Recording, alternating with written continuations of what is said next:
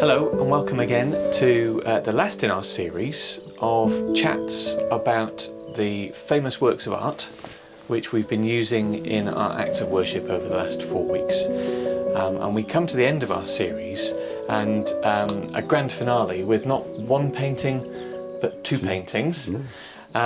Two for the price of one. Two for the price of one, and we stay on the same artist, so we know a little bit about Caravaggio. And I suppose one of the things which is important with the paintings that we're looking at today is context. The context physically in which they are hung and were designed for, but also the context for Caravaggio, who came before him and what he was reacting to, and then maybe some of the people that followed him in his style. Yeah. Well, he did cause a sensation with the painting of the Call of Matthew that we were looking at last week. And he became the new kid on the block, and people wanted to follow him, and they started painting like him. But what were they reacting to? Well, they were reacting to something called mannerism, which was a kind of extension of the sort of paintings you see on the Sistine Chapel ceiling by Michelangelo and Raphael, so in the Vatican. Brightly coloured, wonderful physique, everybody perfect, perfect gestures, Bright, very and colourful, theatrical, bouncing about, and all completely fantastical and unbelievable for most people, and it was very exclusive. I mean, that nobody could aspire to that. And of course, Caravaggio wanted to show that ordinary people were the disciples, and try and locate it in the earth and rub people's noses in the dirt almost. And his dramatic lighting, of course, was quite different from the kind of Disney colour that you had with the other people. So on this chapel that we're now moving to is called Santa Maria del Popolo. Absolutely wonderful chapel. If you're into music, Respighi is buried there, and it's just outside the old city walls, and Santa Maria, Holy Mary of the people. So it's a good place to have a kind of chapel which has got paintings in which are of the people, street people of Rome. So Caravaggio is commissioned to do two paintings either side of a side chapel which has been recently built, and the dominant feature of the side chapel is an enormous mannerist painting of the Assumption of Mary into heaven when she's supposed to be taken up into heaven. Not in the Bible, of course, but at the Counter-Reformation, in reaction to Lutheranism, it was emphasised a lot. So there's a massive painting by Anatoly Caracci, I think it's pronounced, Caracci. And he is the sort of the arch rival, I suppose, of in the popularity stakes of Caravaggio. So Caravaggio is sort of coming up and sort of presenting his work. It's being commissioned by his friend again, who's helped him, the Cardinal del Monte, and so that he's got two paintings either side of this rocketing picture of the Assumption. If we can get an image of that for you, it will help. And as we look at it, you see her racing up to heaven, treading three little putti or angels, cherubs, who seem to be don't mind at all. And she's got her eyes fixed on the main prize, and she's going for it. And of course, everybody's cavorting about and in wonder and love and praise and so on. And it's all a bit too much. So Caravaggio brings it all down to earth with two of his paintings. They are commissioned to be the disciples, St Peter and St Paul, the two chief apostles in the church. And so we got Peter is being crucified on the left-hand side. I think that's right. No. Yes, I think on the left-hand side, facing the high altar. And on the right-hand side, we have the conversion of St Paul. And they're very much, again, earthy paintings, quite the opposite of what you see on the other wall. And Caravaggio, as I told you at the beginning, is a very naughty boy. So he in the first painting of the rather dramatic crucifixion of St Peter, because he's chosen to be crucified upside down, and of course that means a rather startling image, and it zigzags about. But as you come into the chapel, the first thing you see is this labourer's bottom, rather pronounced.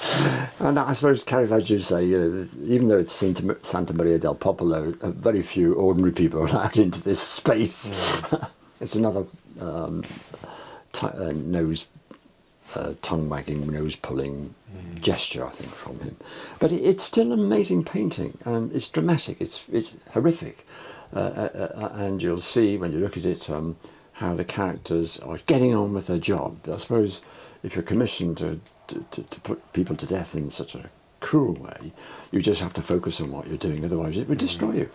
And Peter is rather startled by all what's happening. And there's a brutal reality about that painting, isn't there, which it locates it in the earth and in the dirt of the earth. Again, you see the grime of manual labour. Yes, dirty, filthy feet and hands. That's it, and they're all straining to get this cross in the hole and then upright. And there's the workman's slave, the spade there. Yeah, and choosing to be crucified like this is causing some difficulty, obviously, and you can see all that crazy zigzag composition. And it's all in the dark, of course, and spotlit again. So you see the drama. And I thought I'd just momentarily show you one or two close-ups of... This is his early work, when he does a lot of musicians, young boys and so on. They were popular with the clergy at the time. And you can see the dramatic lighting and the brushwork of that. It's interesting to see things close up. You get a different image, and people's faces as well, and the expressions of anguish, surprise, depression. All these emotions are shown in Caravaggio. And on the other wall, there is an amazing painting. Again, it's the backside of a horse, and it dominates. Huge horse, isn't it? Yes, beautifully painted. Yeah. I mean, as good as any Stubbs. And the backside of the horse is facing Caravaggio's rival, Caravaggio, which of the Assumption, all that cavorting about in the Assumption, and here's the backside of a horse. But the horse is really interesting because why paint a horse?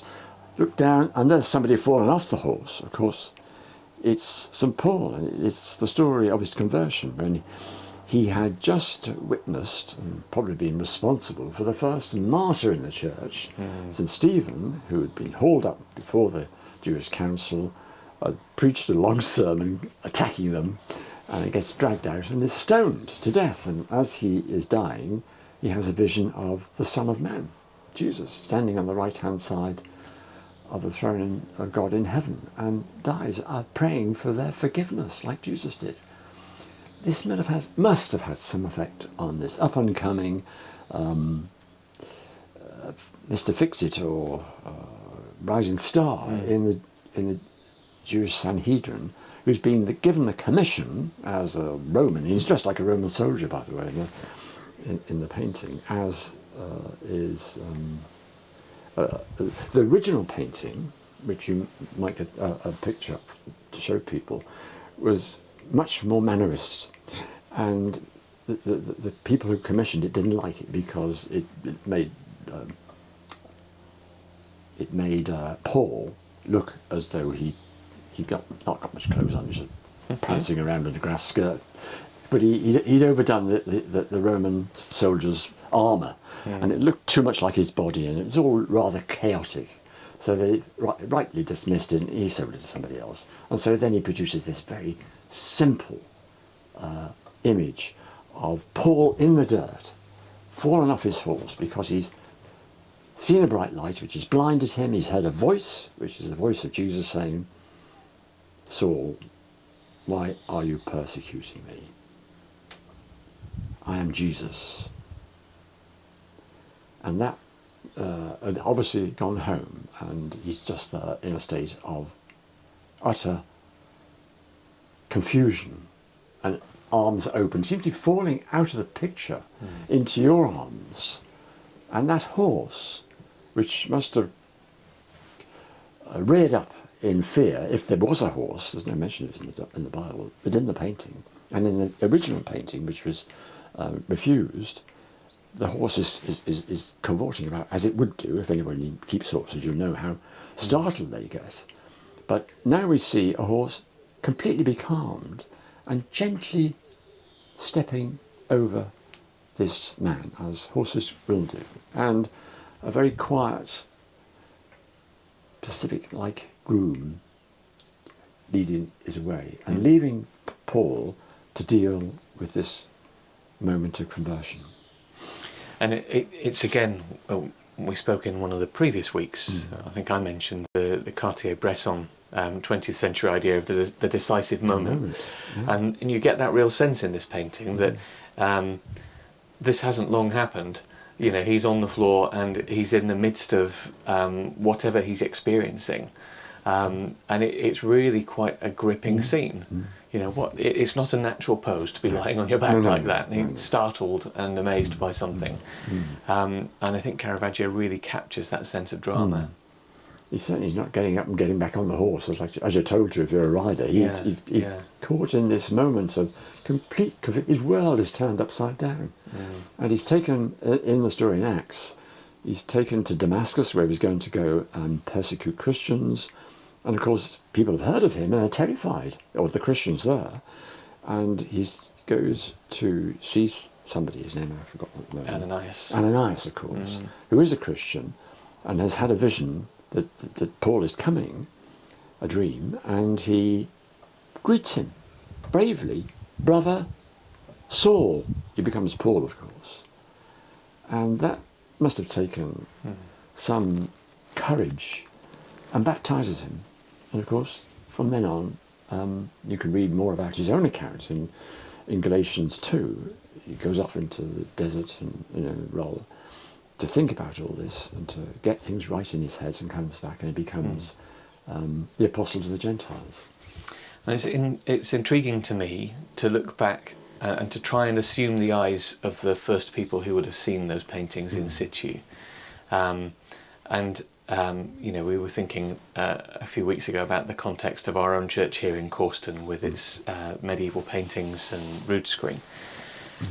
And to be in a situation where most people weren't literate, in this country the Mass was in Latin and far from what they would have understood.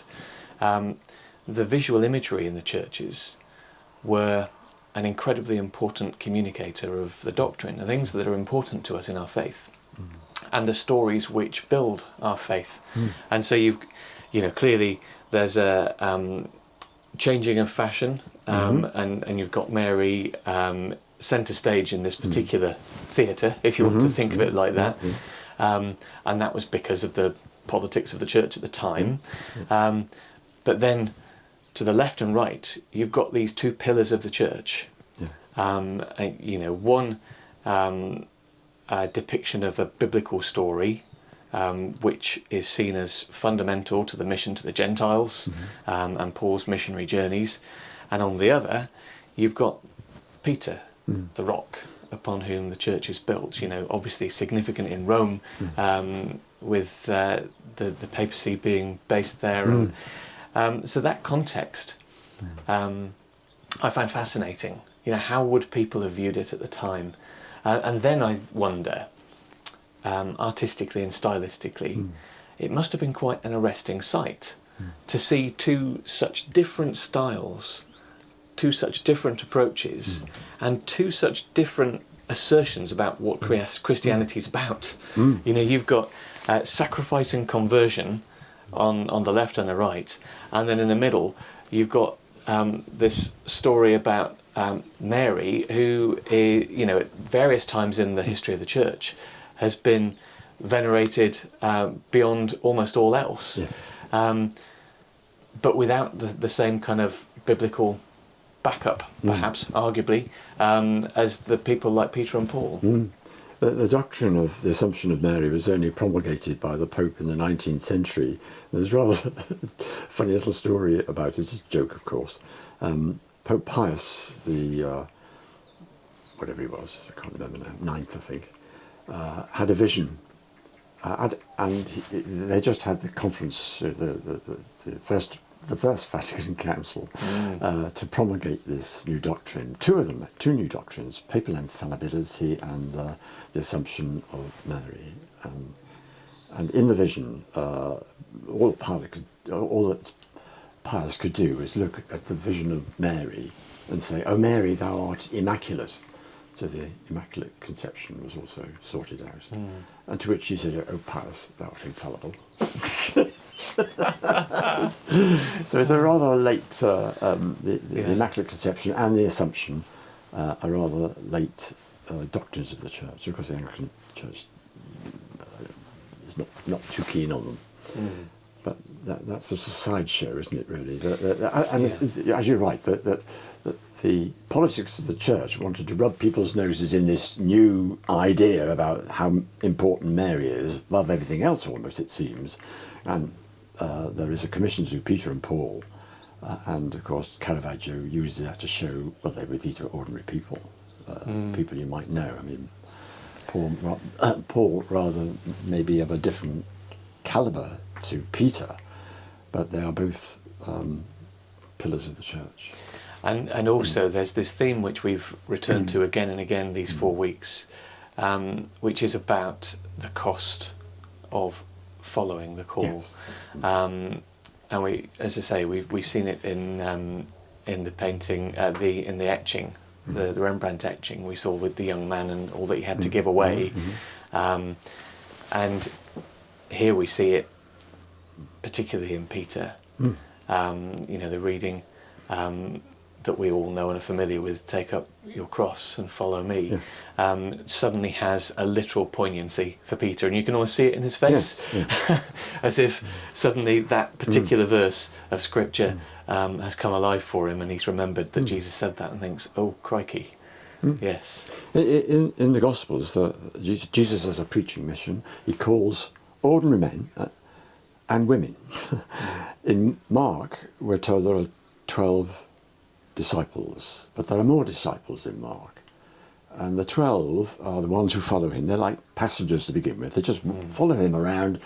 He's healing people, arguing with scribes and Pharisees and teachers of the law and so on, getting into trouble, confrontations, healing on the Sabbath, and things like that, and preaching in his own synagogue in Nazareth, where initially he's received, and then he starts to challenge them by saying, a prophet is not acceptable in their own country, and they say, "Who's this? This is Mary's son. Mary's son. If you say that, there's doubt about the parentage."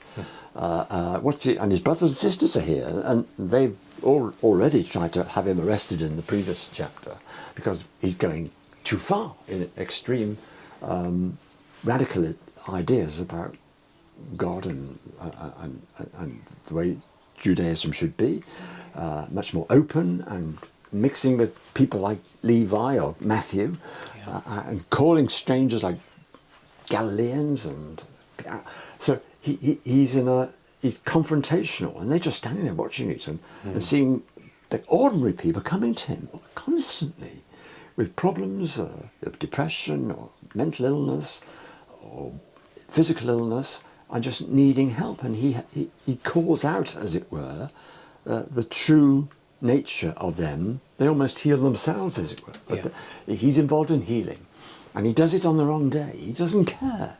He wants to emphasize the need to preach the gospel of good news to the poor, and they don't like it.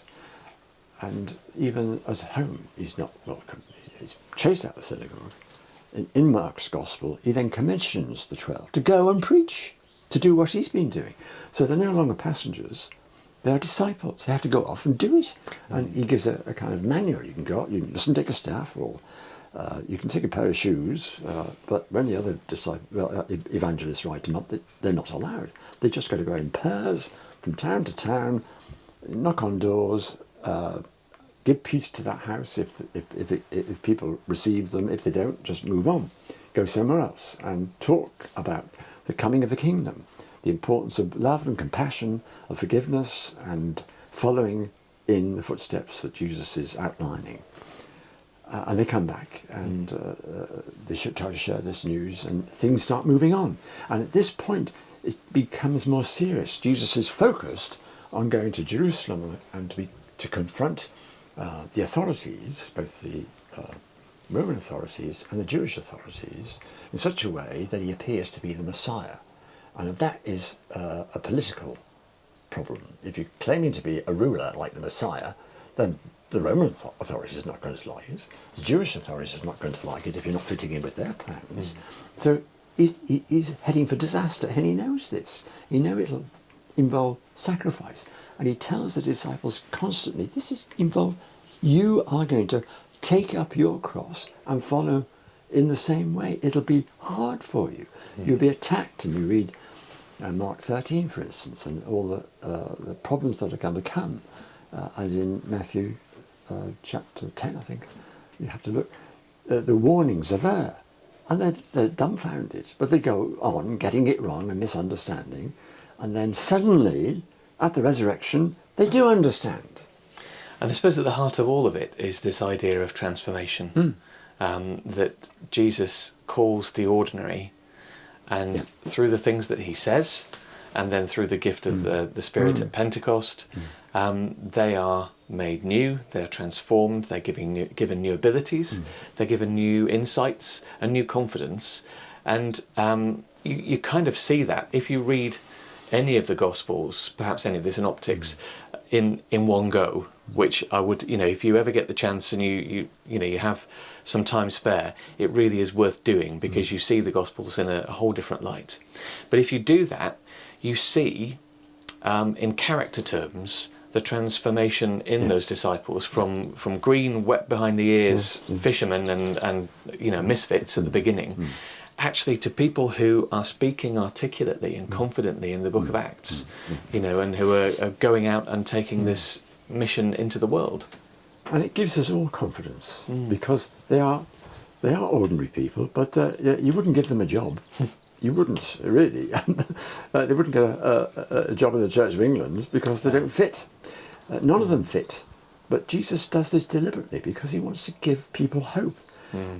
These people, the people he preaches to, are written off by the Jewish authorities as they can't possibly fulfill the law because they work too hard. They can't get to the synagogue.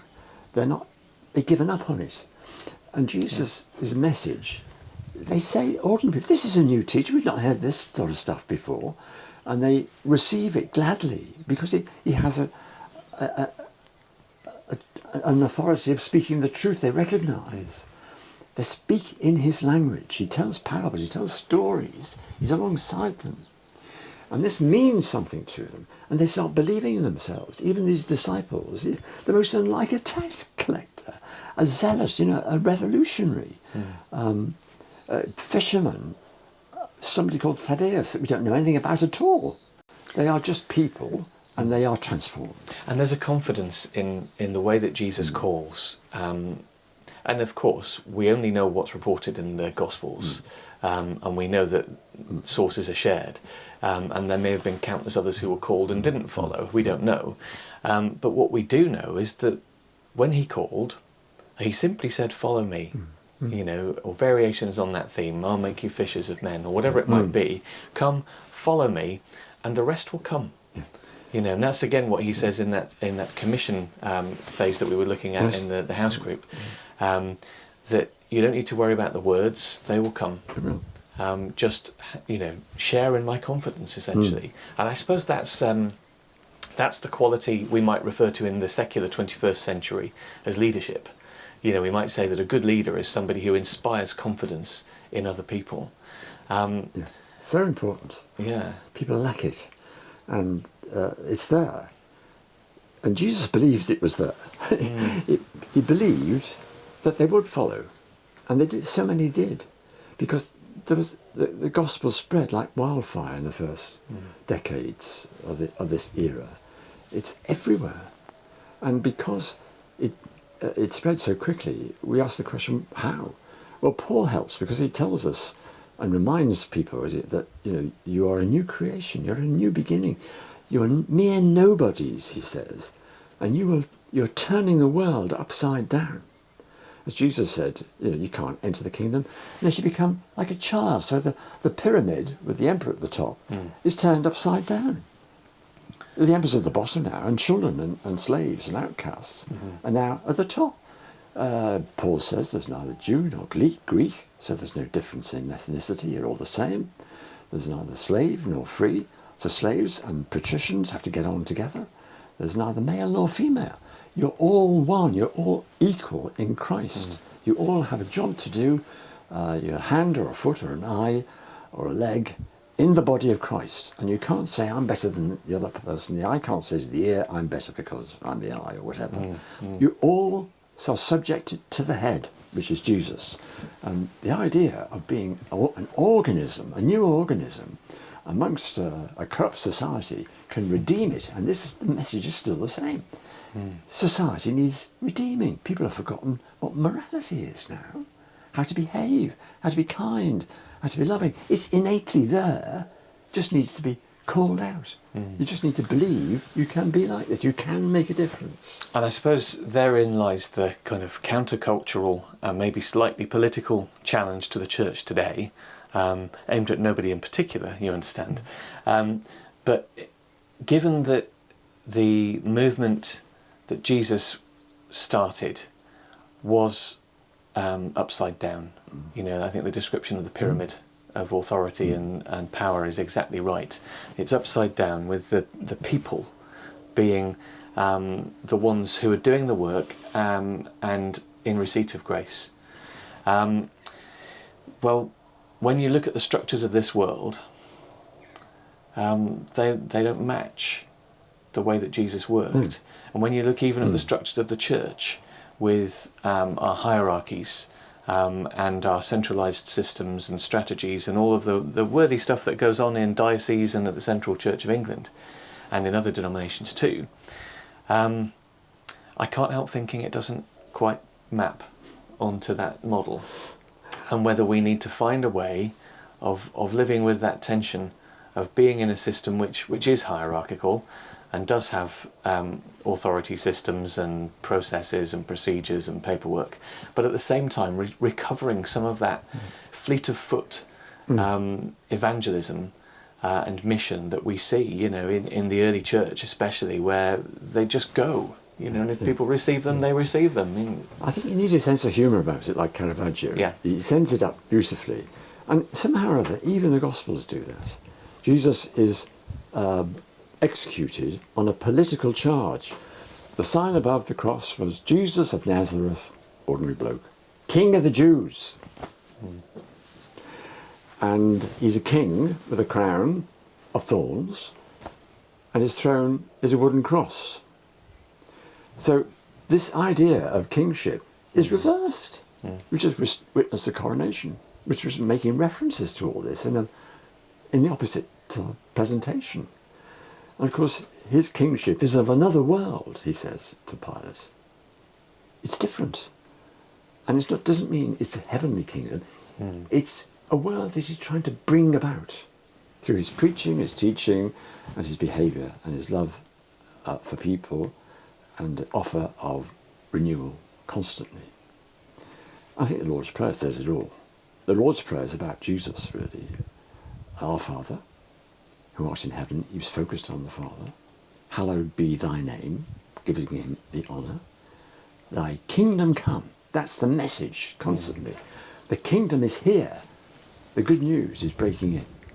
Thy will be done in heaven, on earth as well as in heaven.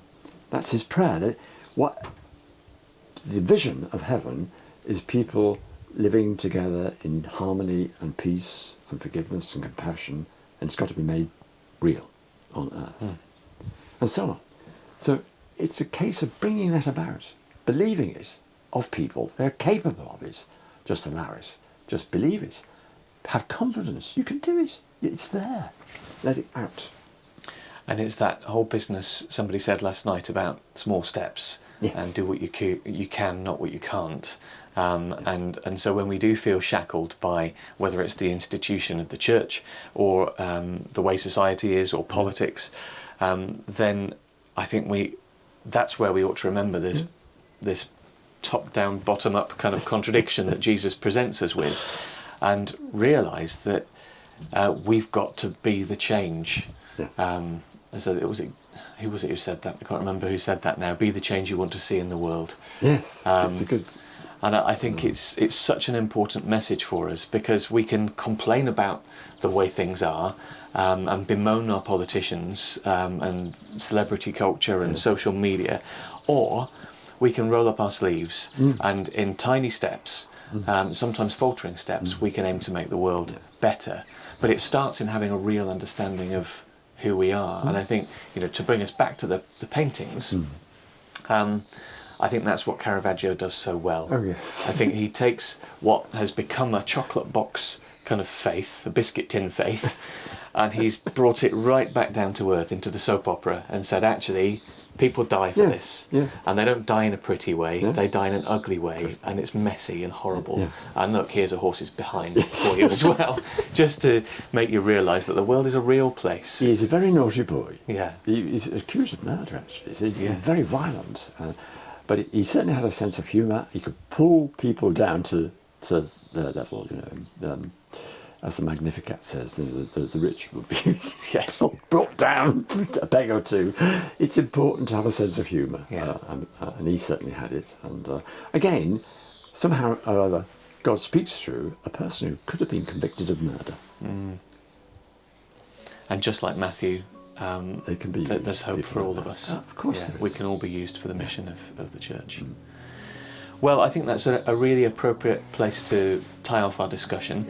I just want to say thank you very much, Philip, for your very wise input over these last few weeks. And thank you for joining us. I've had feedback from a couple of you already to say how much you've enjoyed this, so we'll look to do something similar in the future. Please do click the like symbol to like this video and help other people to see it. And if you'd like to see more of what we do here from Corston Parish Church, do subscribe to our channel so you'll be kept abreast of all the latest updates. Thanks for watching and staying with us through the series, and we hope to see you again soon. God bless. Goodbye. God bless.